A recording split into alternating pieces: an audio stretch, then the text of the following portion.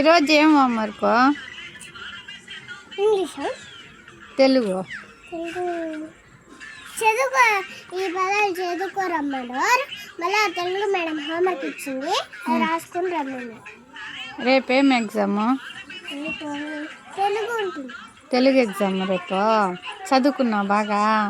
చదువుకోలే, ఇంకా చదువుకో. ఇప్పుడు ఏం చేస్తున్నావా?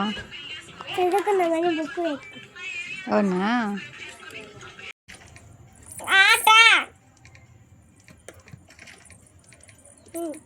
జడ